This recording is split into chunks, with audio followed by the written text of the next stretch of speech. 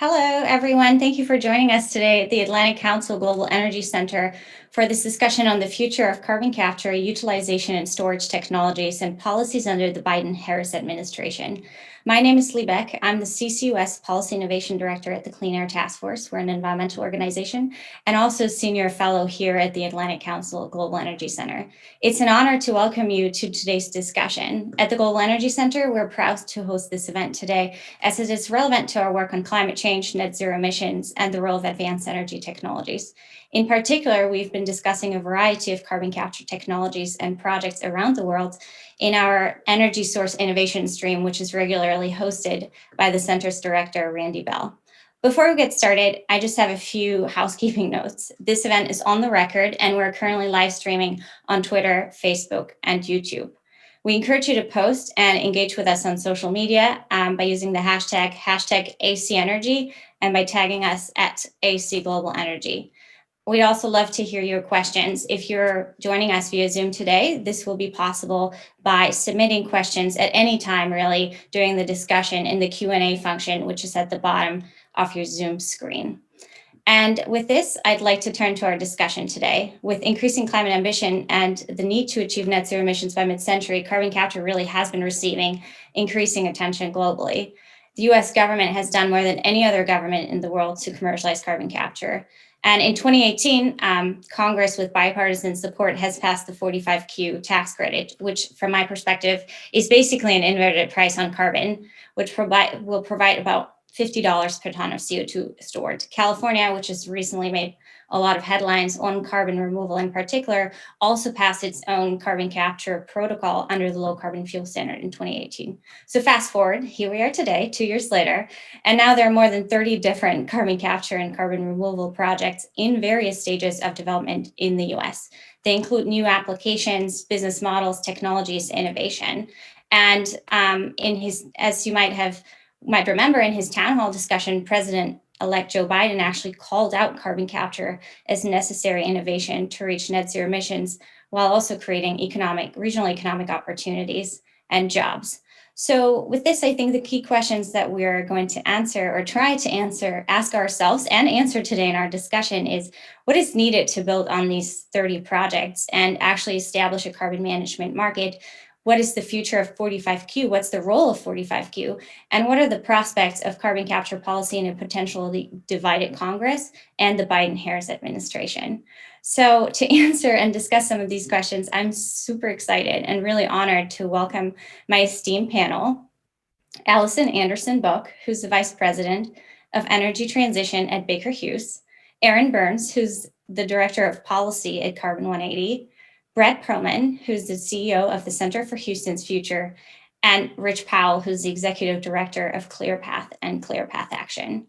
So let's dive right in. And Aaron, let's go to you first, since we've earlier discussed you've been working on 45Q for almost a decade, first in Senator Manchin's office, then at Third Way, and now in your current role at Carbon 180. For those of you who haven't joined, who have joined and are maybe not sure what 45Q is, what is 45Q? What's the current status of it?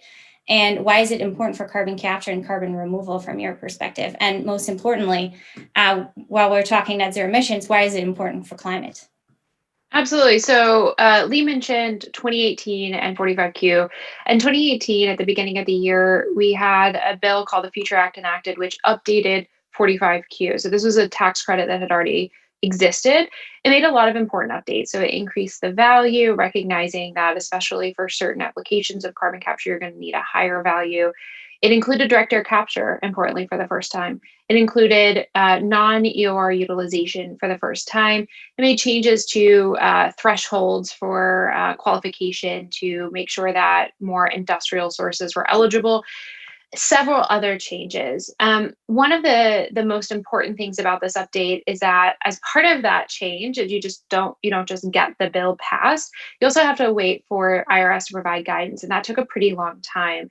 And so right now, where 45Q is we're looking, and a lot of us who've worked on this for a very long time are looking at extending 45Q in particular to make up for some of that lost time. And then additional changes that might further improve it and make it a little more accessible to all of these projects. You know, Lee, you asked a little bit about why carbon capture is important for climate. You can look at the models. But I think this is something in particular when we look at things like the industrial sector, you're going to really need to see a lot of carbon capture deployment, not just in the US, but globally if you're going to meet those climate goals. And so getting 45Q functioning as quickly as possible and for as many sources as possible is incredibly important. And so those developments in 2018 were huge, incredibly important. I think really something that was not just important for the US, but something that other countries were also looking at. And I think now is the time to really build on that and to say, okay, we were able to make these improvements. We're able to get more projects off the ground because of those improvements. What can we do to make it even better? Perfect. Thank you. And I do want to just mention that obviously, in addition to 45Q, there are other policies on carbon capture and carbon removal. And the US Department of Energy has helped a lot of the projects currently under development with FEED grants and a variety of other incentives. So maybe, Rich, we can turn to you. What are some of the policies around carbon capture and carbon removal that are currently being discussed in Congress? Are there attempts? I mean, Aaron, I think, alluded to this already. Are there attempts to optimize 45Q? Are there any imminent changes needed right now? Sure. Well, thanks for that question, Lee. Thanks as well to the Atlantic Council for having me here, being amongst this incredibly knowledgeable panel. It's a terrific group of folks to be sharing ideas about carbon capture with. So on that policy question, I'll sort of address this in three different pieces. Lee, first to your point about what DOE is already doing in this space. So we're kind of through the first big wave of technology demonstrations for carbon capture, and those culminated in things like the Petronova plant in Texas, which is the first big full commercial scale demonstration of a post-combustion carbon capture system on a coal plant in Texas. We're now kind of moving into next generation technologies, which hopefully will significantly decrease the cost of capturing those emissions from both power facilities, and that's both coal and gas, and from industrial facilities. And so what DOE is currently doing are the first steps toward those major demonstrations. So these are the front end engineering and design studies, or the FEED studies for short, that each cost a couple of $1 million, and that's to get the engineers and the planners in and do a very comprehensive full-in costing of what it would actually take to build these things and demonstrate them. So that's currently underway on now more than a dozen different plants and facilities, and we understand that more FEED dollars and opportunities are in the works for industrial facilities as well. So that's just what DOE is currently doing with its current authorizations from Congress. And Congress has shown an increasing willingness to put more money back into the demonstrations of these technologies. So what do we need going forward? We now need to start taking, for the plants that had the most promising FEED studies, where it was showed that the most carbon could be captured for the least dollars, we now need to actually take those to full commercial scale. And so there's legislation currently, like literally at this very moment, being conferenced. It has different names in different chambers. In the Senate, it was called the EFFECT Act, and that was a combination of a couple of different bills, including the Leading Act, which expanded the programs at the Department of Energy from just a coal-focused program to also include natural gas-fired power plants. But so that's all being conferenced right now between the House and the Senate in a bipartisan, bicameral way, with the hope that at the end of the year, as part of an energy package, there'll be a new authorization for at least 5 new major demonstration programs on carbon capture facilities in the power sector. Again, both coal and gas, that would need to be delivered by DOE by 2025. So effectively, it would be during the first term of a Biden administration. It would kind of fill up the plate there for the Office of Fossil Energy. We're very, very hopeful that will get through Congress by the end of this year. Regardless of whether that authorizing bill actually happens, though, I think that the appropriators, the people that actually write the checks, have shown that they're willing to start going forward with demonstrations of new carbon capture technology regardless. And I think we could have good prospects of a big demo program in that space, even if we don't get this authorizing bill passed as part of the conference. And then lastly, your question on 45Q, and just to echo Aaron's point, unfortunately, we've lost time on 45Q between the time that it took for IRS to finish this guidance and just our extremely unfortunate COVID moment. So, we're already starting, this incentive doesn't expire until 2023, but I think folks are already realizing that to really, achieve its potential, we'll need to see an extension There are two big proposals out there right now on extension. One in the Senate, very bipartisan at the moment, would be a 5-year extension of 45Q. In the House, there's actually a much more aggressive extension proposal, effectively to make 45Q a permanent incentive by a group of Republicans in the House that were working with Leader McCarthy and rolling out an environment and climate package. So you can see this kind of, again, bicameral, bipartisan support for extending that credit. And we think that that would be an enormous step forward. The Rhodium Group has done a bit of modeling on what either of those would do, the 5-year or the permanent extension. And this is a gigaton scale opportunity from a carbon abatement perspective. A permanent extension, for example, would be a 4 gigaton opportunity over the next 30 years. And surprisingly, 2.5 of those gigatons would be from the industrial sector, where we currently don't have really, many other good solutions to decarbonizing the sector. So some significant extension of 45Q seems like just about the most important big climate policy that we think could happen, in a bipartisan way in the next Congress and administration. Perfect, thank you. So just want to highlight direct pay and extension of 45Q. And you mentioned the industrial sector, and I think that sets us up perfectly for a question for you, Brett. You at the Center for Houston's Future recently released a study analyzing the economics of 45Q for projects. So we'd love to hear a little bit more of those key conclusions and takeaways. But you also looked at it in with regards to hydrogen and hydrogen production with carbon capture. Hydrogen is all the rage and overseas in Europe. It's really getting a lot of attention here in the US. It's a key focus for the Atlantic Council Global Energy Center. So yeah, we'd love to hear kind of key conclusions, key thoughts on those two topics as well. Yeah, thanks, Lee. Yes, as you know, Houston is a large emitter of industrial CO2. So we actually took the National Petroleum Council framework that looked at 3 phases of mitigation of CO2, activation, expansion, and scale, and looked at the 52 million metric tons of CO2 that are emitted in the Houston region to see what we thought was feasible over those 3 periods. And what we determined was there were some near-term opportunities in that activation phase. We thought about maybe about 25% of the CO2 might be reachable over the next 10 years in that activation phase, about 13 million metric tons. And interestingly enough, of that 13 million metric tons, about half of that was from steam methane reforming plants, which produce hydrogen.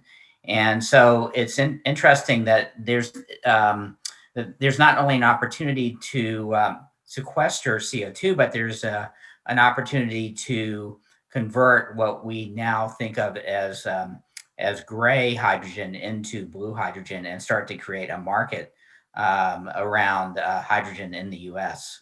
And so CCUS is not only a way to jumpstart capturing CO2 from industrial emissions, but it's also a way to begin to think about creating a new market for hydrogen in the U.S. And so there are really 2 opportunities here. So one of the things we also looked at is the economics under 45Q. And I think one of the things we started to look at is the projects, while they are they will earn a return. The returns are marginal at best. And so I think there is going to need to be more work done to look at the price of carbon, both in terms of sequestration and EOR, to make sure that there are sufficient returns for developers to come in, or parties to come in and start to develop some of these opportunities. And so that's one of the concerns that we've had is, are there sufficient economics to make this work just based on CCUS alone? So you might need, this additional revenue stream that could come from blue hydrogen to make some of these projects economic. Perfect, thank you. And we'll go into infrastructure needs and hydrogen later again. So hold your thoughts. And Allison, let's turn to you. How does Baker Hughes approach carbon capture? Which projects are you currently working on with regards to carbon capture and carbon removal? Thanks, Lee. So before I answer that, I would like to put it in the frame, because we're the company here that's a little bit different in that we're an energy technology company, and most people know us from the old oil field services moniker and think of us as primarily in the oil field. And so the concept of the carbon capture sort of seems out of scope, right?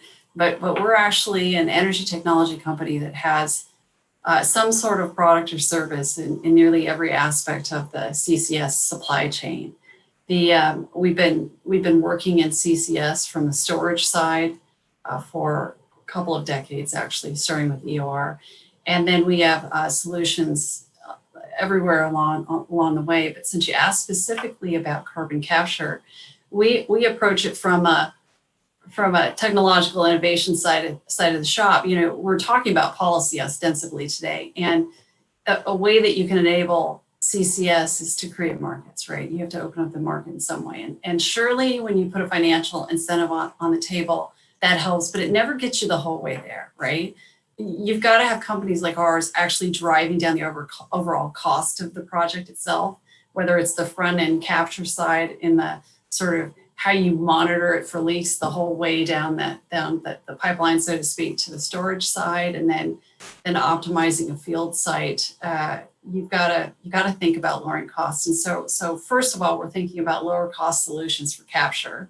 We also have some very good compression solutions that are in fields. And one notable project I think we've all heard about is the Gorgon field in Australia. So we've been a part of that from the very beginning. But we have about four other projects globally that we're either involved in or getting involved in a more meaningful way that are much more of a pure CCS play and not just coming from EOR. So the other part of this, so I talked about lowering the price for capture per ton. So we're working on that. And the second part is thinking about making our footprint smaller. So a lot of the opportunity space for carbon capture and storage is not just in the power sector, but it's also going to be depending on other sort of market sticks versus carrots that are put into place. And so if countries decide, maybe not the US, but if other countries decide that they want to go with the stick approach and they put a carbon price on that makes it really meaningful, then maybe you start to see a need for direct carbon abatement off of the backside of a more confined space, congested kind of an asset, say a refinery or a cement plant or something like that. And so we recently announced the acquisition of something called 3C, which is a compact carbon capture technology, and we'll be working on incubating that and actually getting it commercial ready in the next couple of years. And so stay tuned for that. And if you want a little more information, I can tell you about that. But that has very modular solution. And so more holistically, everything that we're thinking about has you've got to think about making it smaller. If you can make things smaller, you can also lower your manufacturing footprint in terms of the emissions that you provide with less resources that you put into that. So we approach it from cost and I would say size in terms of capture. I'll hand it back to you.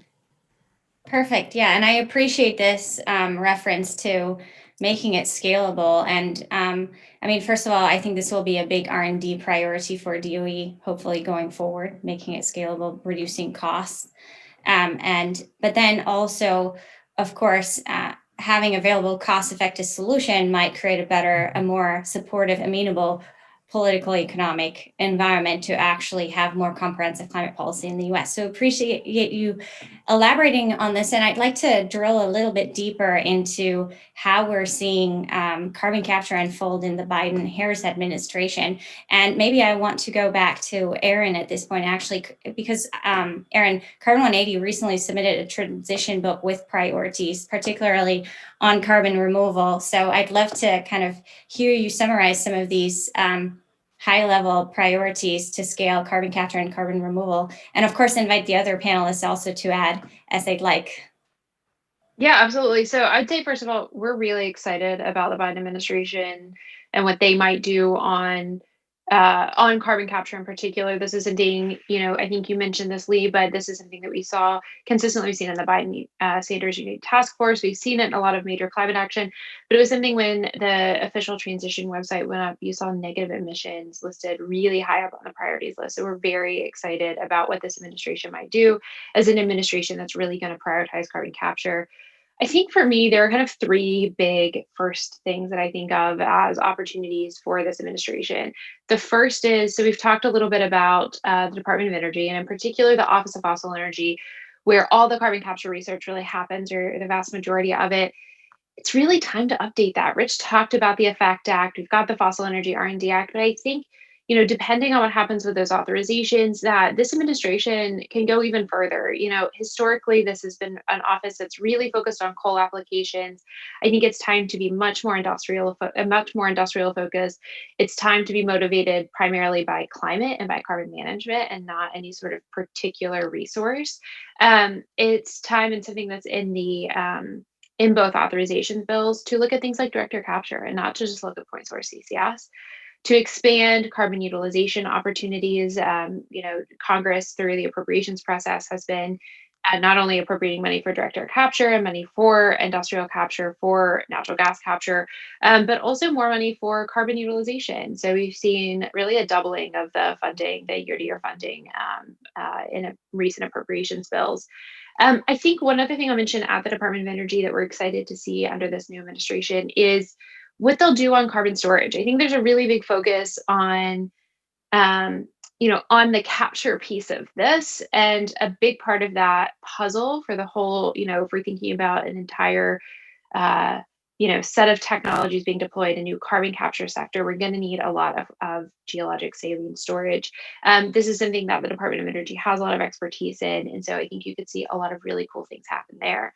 The second thing I'll mention is actually really related, which is we talk about the Department of Energy. They do amazing work. They're going to be really, really important. So is the EPA. Part of the big challenge with saline storage in the US right now is a functioning regulatory system. So the Class 6 permitting program that oversees and provides permits for saline storage isn't particularly functional and we need more funding at that program. That's something that is bipartisan right now, support for more funding.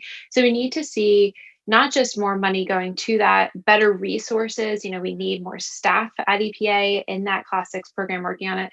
But I think it's also, there could be a big opportunity for the new administration to work with a wide variety of stakeholders and say, what are the changes and updates we need to strengthen these regulations to protect communities where this is going to be deployed, and to really make it functional so we can see a lot more carbon capture deployment. The final thing I'll mention really quickly is a bill we haven't really touched on that's a little more carbon removal focused is something called the CREATE Act. And this is really looking at kind of carbon management, and in particular carbon removal, not just technological, but also on the land side, and how you coordinate that across the government. I think you could see something really cool in the carbon management space from the Biden administration through OSTP, through CEQ, where you're thinking about not just the Department of Energy, not just EPA, but how can you have all of these agencies? You're going to have to think about, for carbon utilization, what NIST might do. You're going to have to think about the role that the Department of Transportation can play. Can the government play a role in procurement? And so I think that there's a really enormous opportunity if you also step back and think a little less conventionally about where carbon capture is, and think about how could the government, if you really want to take action on climate, you really want to scale up these technologies, you could really bring a lot more weight to bear on those. And I think that we're optimistic about a Biden administration going big on carbon capture.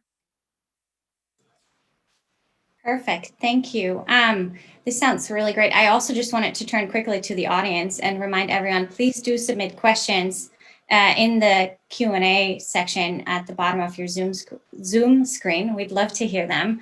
And Brett, I'd love to kind of expand with you a little bit on what Aaron just said on Class 6. Well, there's obviously also a state primacy program involved, and you're very involved in state and local policy. So I'd love to hear about some of the policy needs that you see as important to expand the policy framework there, and also perhaps some state and local partnerships you're seeing emerge.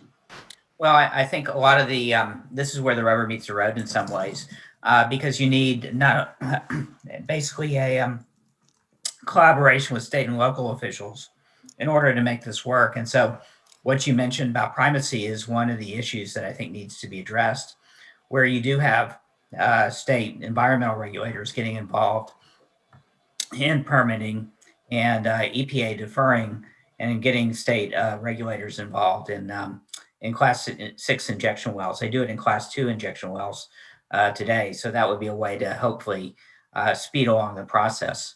There needs to be more clarification on who has ownership of the rights of the pore space is another sort of issue that will need to be addressed.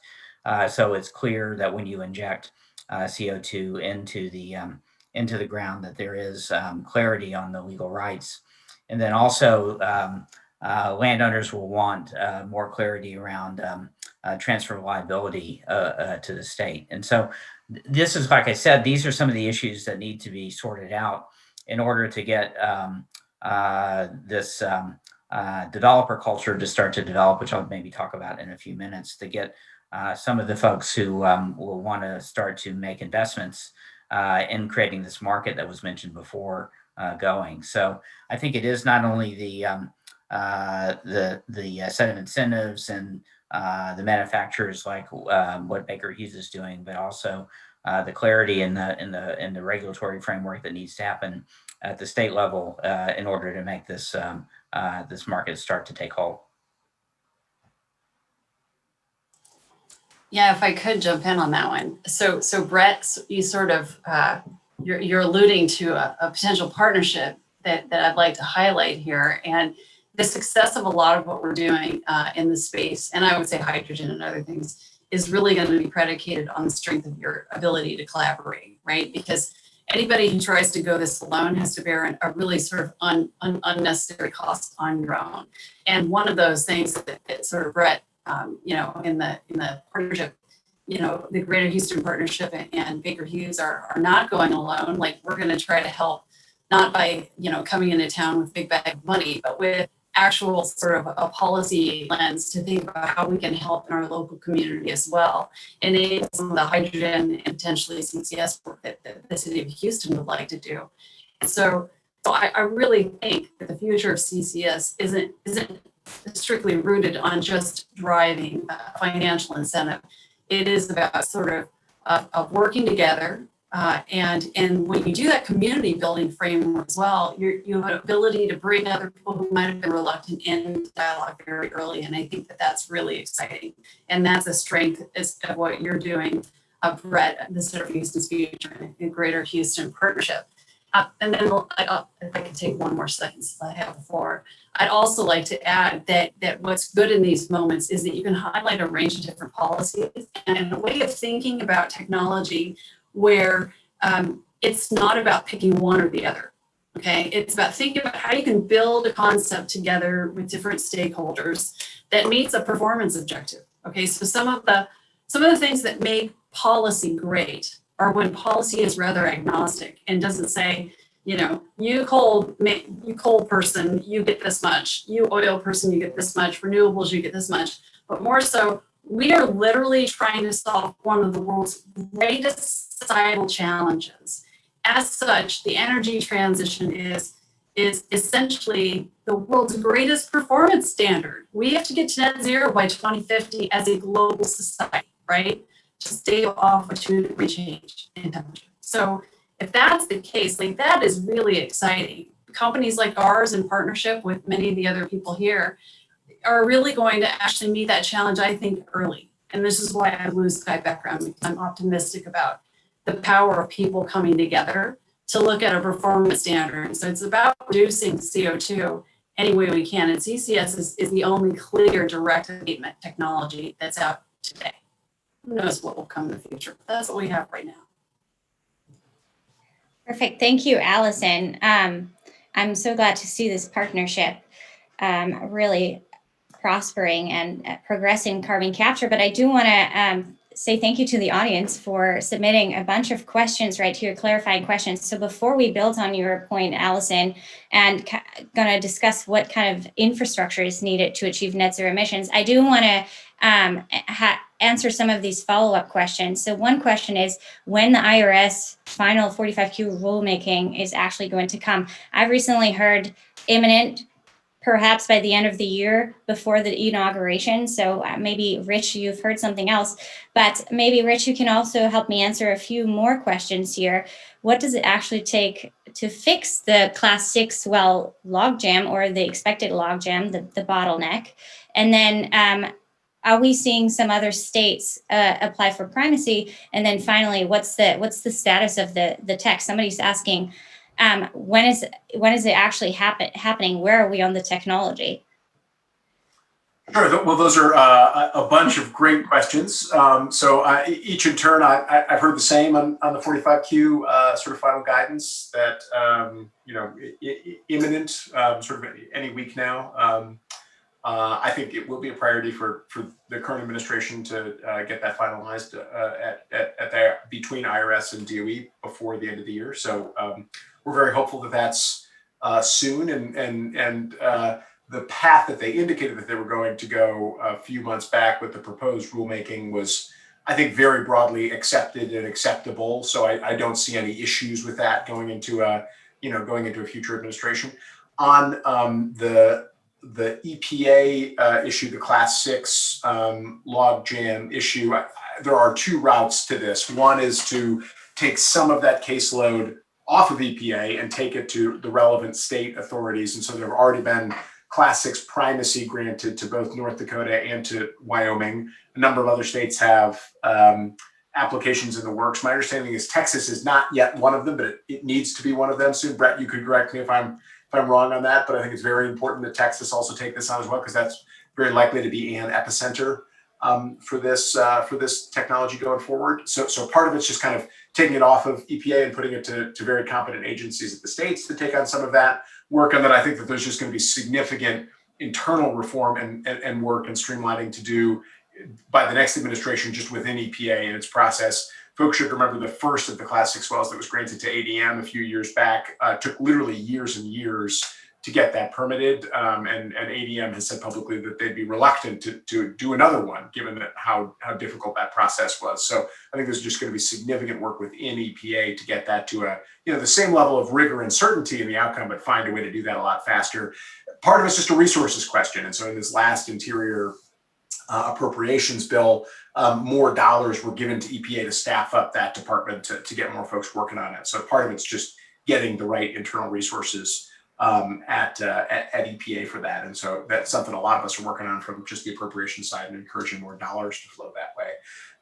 And then last, in terms of kind of what's the current state of the technology, is this real or fantasy? Is it happening or not happening? So just the first thing for folks to realize is, for the folks on the line that are unfamiliar with carbon capture, this is not a fantasy technology. There are currently carbon capture technologies deployed around the world, which are sequestering, and Allison can tell me if this number's out of date. I think it's even higher than this, but we're sequestering 40 million tons or more per year around the world of CO2 from a variety of different facilities, power plants and industrial facilities all over the world. So this is a very well-established technology. The real question is, can we get that learning by doing that Allison spoke about before really going, so we start to bring the costs significantly down in the same way that we saw the costs of shale and other alternative development going in the fossil industry, and in the same way that we saw kind of wind and solar technology quickly go down the learning curve once we really started to scale it up globally. And I think the answer is in part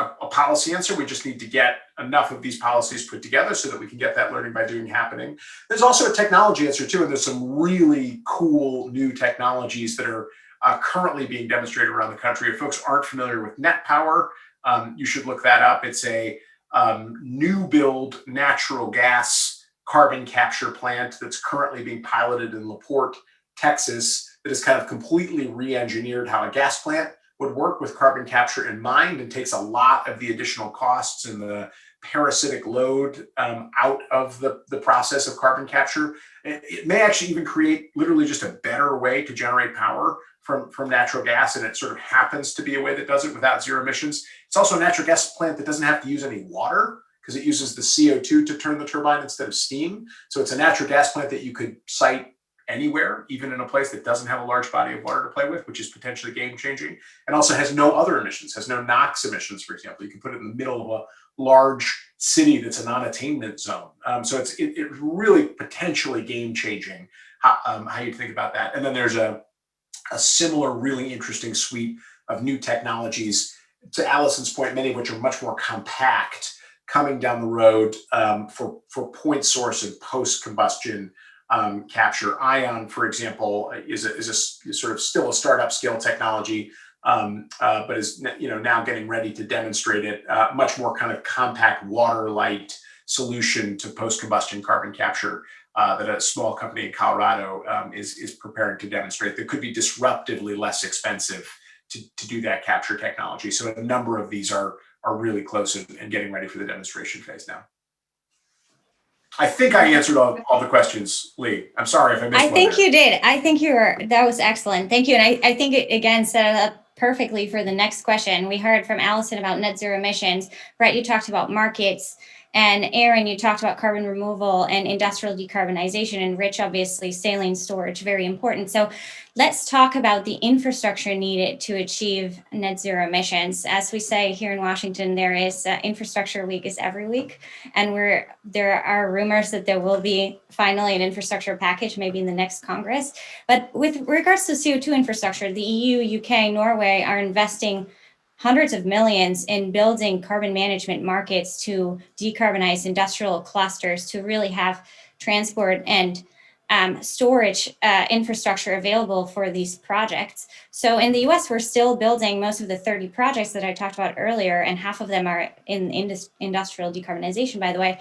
They're really close to existing infrastructure, and there's not really a market. So what is needed? And from my perspective, this is actually a big priority, hopefully for the next Congress and administration. What is needed to facilitate this CO2 infrastructure, this carbon management market?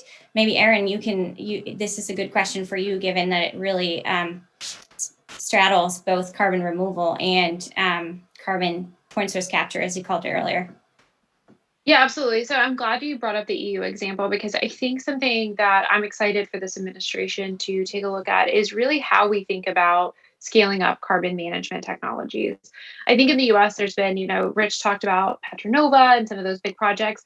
I think there's really been a focus on funding at the federal level very large projects primarily, and saying, we're going to have some learning by doing, we're going to bring down the cost of the technology, and then we're going to see more deployment. And I think that something that's been missing in that equation has been that infrastructure piece. Is how do you think about the role of the federal government in creating that enabling infrastructure to allow deployment? So if you're looking at, for example, the Norway, so you're looking at Northern Europe, you're thinking about how do you connect industrial sources that don't have other ways to decarbonize. I think that'll be really important. Something else I want to mention that hasn't come up yet, but I think will be both a priority for this administration and will be necessary to do infrastructure really well, is to take environmental justice concerns really seriously. I think that's something that's historically been kind of left out of this carbon capture conversation.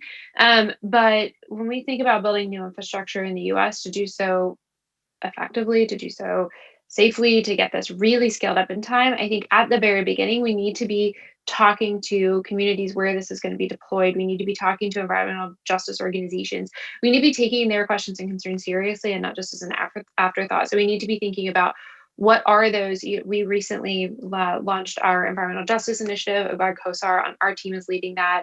And a lot of the questions we're getting are things that are very answerable, that but are really important for us to provide education on, for us to provide access to the information that we have.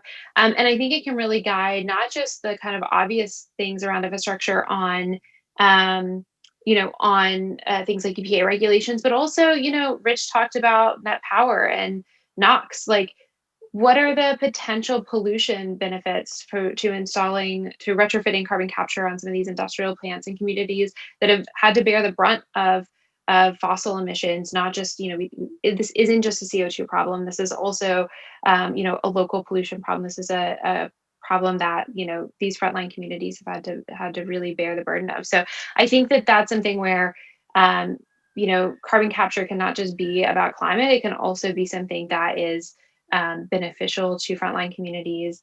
But we have to do this in the right way from the very beginning. Can I just hop in on and Aaron's point and add one thing, which is that this issue, the interlinked issues of regulatory reform and streamlining and addressing very important environmental justice issues, I think are going to be the make or break, not really just for carbon capture, but for the entire energy transition.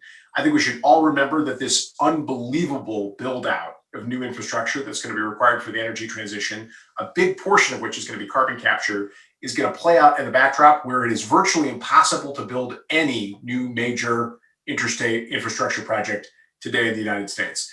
Pipelines, electricity transmission lines, everything are getting slowed down by local politics and interstate politics and broader permitting and NEPA issues across all of this. That's just the reality that is going to confront the energy transition. And so finding ways through that, through really important regulatory reform and streamlining issues, and finding ways as well, I think, where especially to address environmental justice concerns, we find ways where environmental justice can be an accelerator for projects as opposed to a decelerator for projects, where communities that want the development and the infrastructure and the jobs and the tax base and the cleaner air that comes along with these clean technologies can be putting their hands up and saying, well, I would like an accelerated process to move this through my community so that we can then collect the benefits from that, as opposed to assuming that we need to slow down all these processes to address environmental justice concerns. I think need to be issues kind of firmly in the mix. Otherwise, it will be virtually impossible to cite any of these kinds of things going forward if we just try to continue with business as usual, unless we're doing it all within like the great state of Texas, where I think virtually anything is possible on development. If we want these to be benefits to be shared by the rest of the country, I think we're going to be in for a challenge unless we have some reforms on the regulatory front.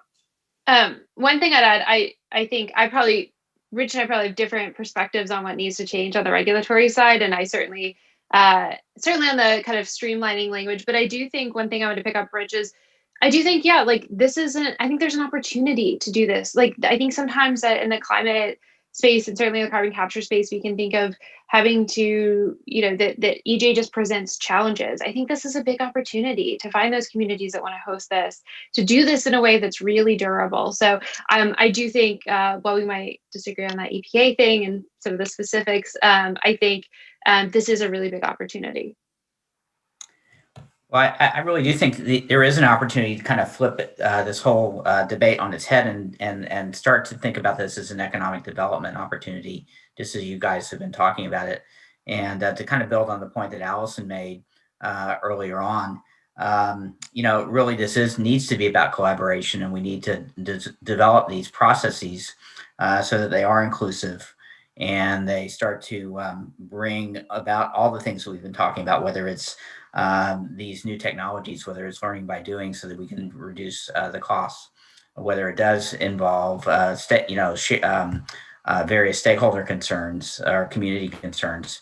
If we can create that kind of forum and framework for starting to work on some of these projects, I think we can accelerate the development. That's certainly what we're trying to do in some of the work that we're doing here in the Houston area. Yeah, thanks, Brett. I mean, thanks everyone for bringing up this really important topics of communities and creating regional economic opportunities. I think, Rich, you've done some analysis of 45Q optimization, possibly leading up to the creation of 60,000 jobs by 2035, which is really an economic opportunity. Carbon capture can help reduce the cost of the overall energy transition, can help keep the cost of overall electricity decarbonization and as such also rates lower. So there's a lot of opportunities here. Brett, I do want to just drill a little bit deeper here also because we got an audience question. Talk a little bit about Texas. I mean, Center for Houston's Future, you're passionate about building and creating pathways to prosperity for the Houston region. How do you see the Houston region being a model on carbon capture? And to go to the audience question, also, what's the necessary infrastructure in terms of storage, transport that's needed to really make Houston a carbon capture hub?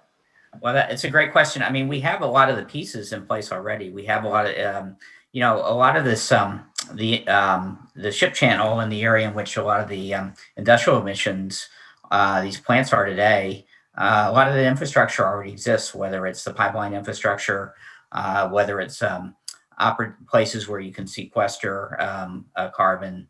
A lot of the infrastructure exists. Obviously, not a lot of it needs to be connected and modernized, but bits and pieces of this already, are relatively close from a distance perspective. So a lot of the pieces are there. The business model is something that we continue to work on, and then the other opportunities that I mentioned in passing. How can we start to build a bigger business case and think about CCUS as the building block perhaps for a hydrogen ecosystem? And that's something that we're going to start working on, have been working on this, and are going to continue to work on. Can we take the hydrogen that we're producing, capture the carbon, create a blue hydrogen product, and then use that for energy storage, for heavy duty transport, for a number of industrial applications? I think that really starts to reposition the entire debate around CCUS, as opposed to from a cost center to being really a driver of value. And those are some of the things that I think we're starting to work on in Houston, where there are real opportunities to create a magnet for businesses to relocate, to the Houston area to take advantage of those kinds of opportunities.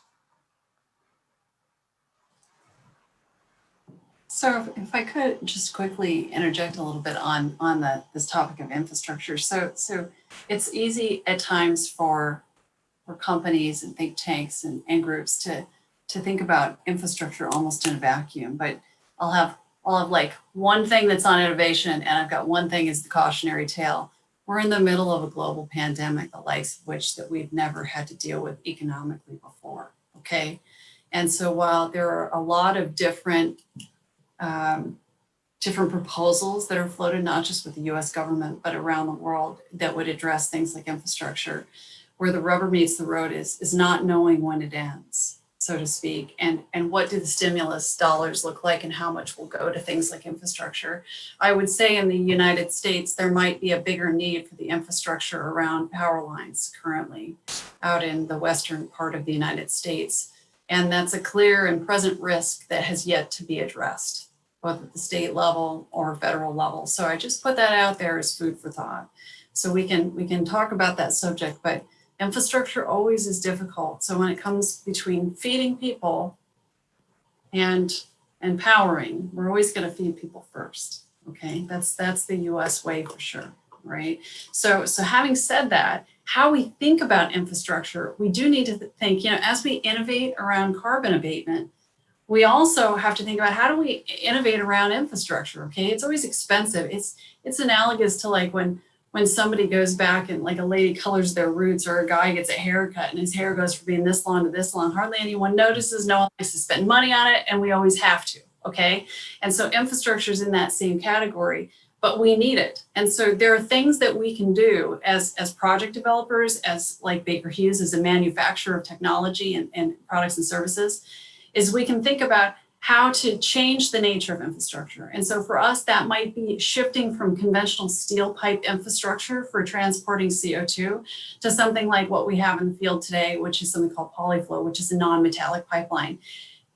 The role of the sort of regulatory world or the policymaker then becomes, can we wrap our brains around a different kind of infrastructure? And so I just put that out for people and listeners to think about, that innovation and that agnostic goal that I was talking about, about just getting to a net zero future, it doesn't have to leave infrastructure behind. And we can innovate in really creative ways around the infrastructure piece where that becomes a little bit cheaper. We think about pulling out the regulatory, I would say, roadblocks that are in the way, because nobody likes citing a pipeline, okay, right? We kind of talked about that. And so there are a lot of things that you can do there, and there's a solution in there, because all of the pipe that it takes to move CO2 from the storage site or from the capture site to the storage site creates an emission when you make it, okay? And so any way that we can be more innovative around making a different kind of pipeline or taking it out entirely with direct air capture. This is yet another area that people like Baker Hughes that we look at very hard and think about, do we want to be a part of that future? Whoever can bring the cost of direct air capture down and make it economical, you've just cut out most of your infrastructure, right? So maybe we need a few more sort of X prizes to help us think about innovation even in that infrastructure space. Just food for thought. Perfect. Thank you. Does anyone like to add? Rich, you're nodding your head or just affirming? I was just going to reaffirm that concept about direct air capture. I mean, if we could bring that down radically, then the sky becomes our pipeline, and everything is vastly easier. So whether that's DOE demonstration programs or more X prizes like the COSIA NRG Carbon X Prize, type setup like what Senator Barrasso has proposed via the Use It bill, which would establish a federal X Prize for direct air capture, or whether it's the current proposal to make 45Q permanent from several House Republicans also raises the incentive specifically for direct air capture to be the highest 45Q incentive. That is likely even still not quite high enough to really incent more development of the technology. So finding the right incentive or prize or program to demonstrate that and bring down those costs then makes everything so much easier.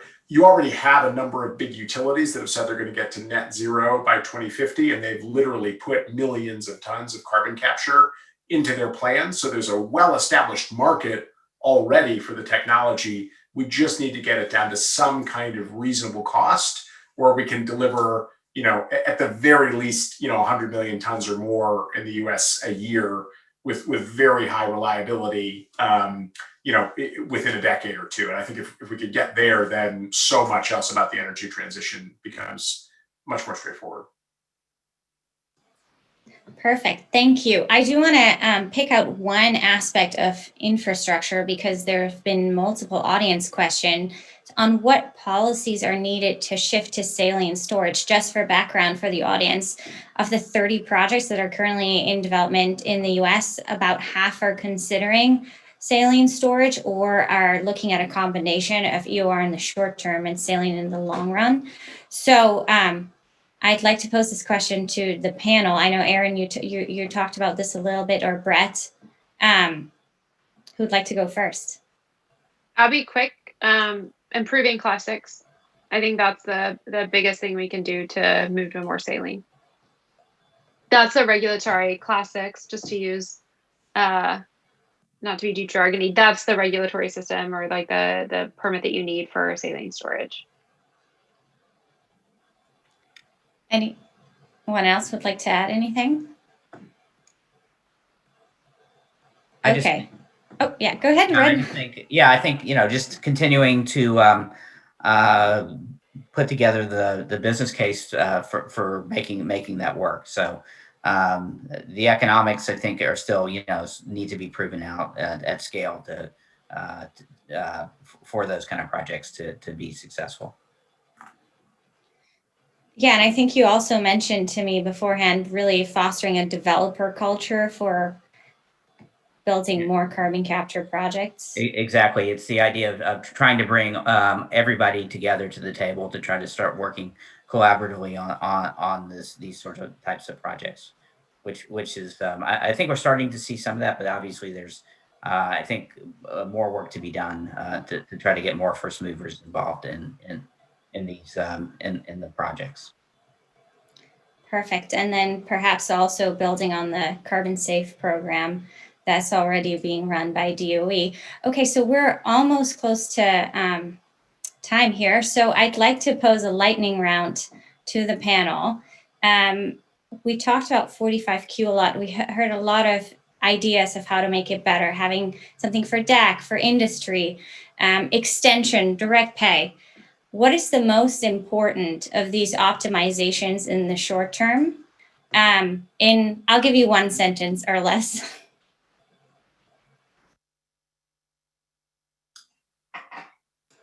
Somebody wants to go first? Rich, you want to go first? I'll go. Okay, so, I would say keep things as agnostic as possible, and try not to make the perfect to the enemy of the good as everybody goes for their piece of the pie, so to speak. Make it a little bit more performance driven.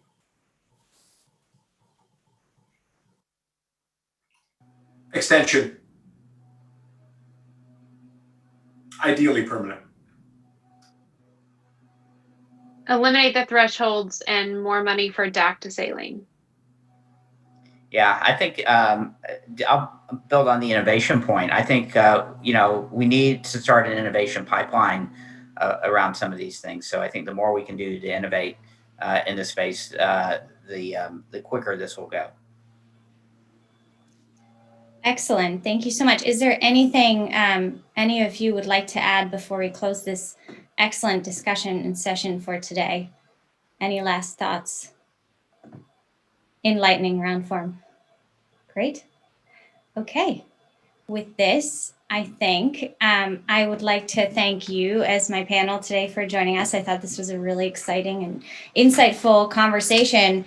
I wrote down, obviously, 45Q optimization, costs, policies to deploy carbon capture and reduce costs, both through R&D and deployment policies, and also making it more modular and thus decreasing deployment timelines, infrastructure to enable more saline storage, but also carbon management markets, and then, of course, involving communities and creating regional economic opportunities will be some of the most important policies and policy focus of the next administration and, of course, next Congress. And with this, I'd like to thank my panel as well as my audience, our audience, for joining us today. And I also like to thank the Atlantic Council Global Energy Center for hosting this really important discussion on the future of 45Q and carbon capture in the Biden-Harris administration. And particularly, I'd like to thank the director, Randy Bell, and the Global Energy Center and the Council's events team staff, without whom hosting these events would never be possible. In particularly, I'd like to thank Zach Strauss, David Yellen, Lauren Holland, Roger Morales, and Hunter Cornfein today for helping us host this discussion and being excellent hosts. And then I'd also like to make an announcement about an event that we're hosting tomorrow at the Atlantic Council Global Energy Center at 10 a.m. Eastern Time. And this is a public discussion on the future of U.S. geothermal energy, featuring the Icelandic Minister for Tourism, Industry, and Innovation, and U.S. Assistant Secretary Daniel Simmons. You can sign up on our website. And with this, thank you everyone for joining us, and we're looking forward to seeing you soon.